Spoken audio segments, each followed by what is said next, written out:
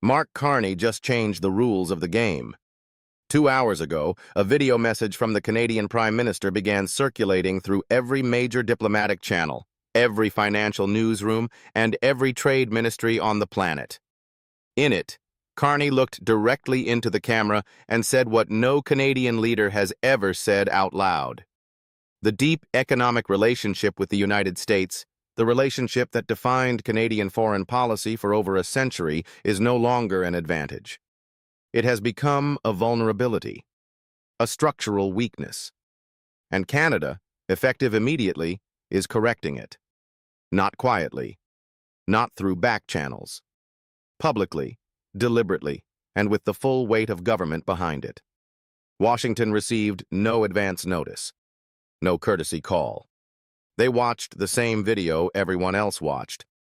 And within hours, senior officials inside the White House were asking each other the same question.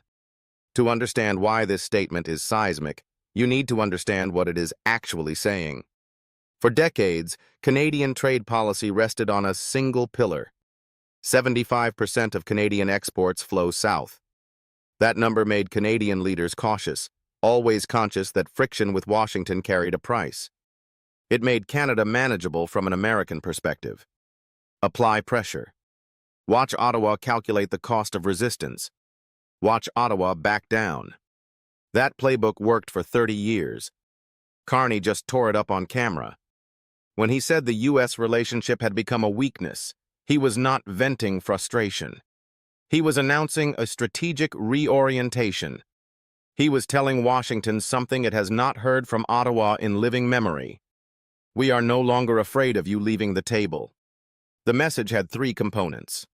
First, Carney announced that Canada's trade diversification strategy is now a national emergency priority.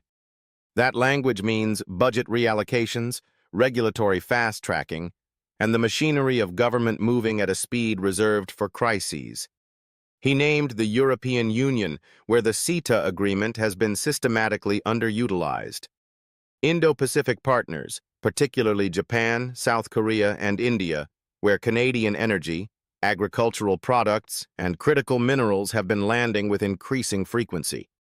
The United Kingdom, where post-Brexit frameworks created new entry points for Canadian goods. The combined GDP of these alternative partners exceeds $40 trillion. Second, Carney announced the acceleration of infrastructure connecting Canadian resources to non-American export routes. Pacific Corridor pipeline capacity. LNG terminal expansion on the West Coast. Electrical interconnection projects linking Canadian hydroelectric surplus to Asian grid buyers. The estimated capital deployment over 36 months exceeds $68 billion.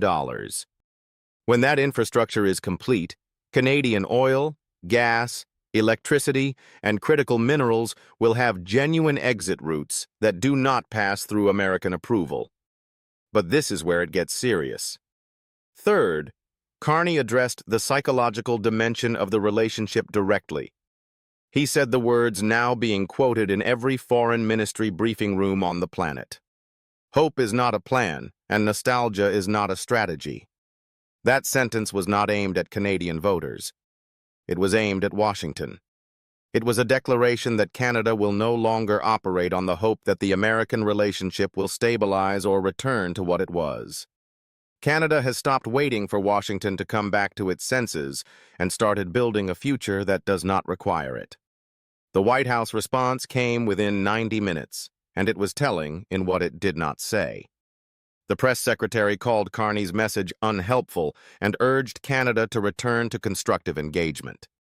There was no rebuttal of the substance, no counter-argument, just a request to tone it down. That is not the language of a confident partner. That is the language of a side that knows the argument is already lost. Here is why Washington is scrambling. The American strategic calculus on Canada has always rested on one assumption. Canada needs us more than we need Canada. That assumption justified every tariff threat and every economic ultimatum of the past 3 years. But Carney just demonstrated, with a single video, that this asymmetry is eroding in real time. Canada supplies 3.8 million barrels of crude oil to American refineries every single day.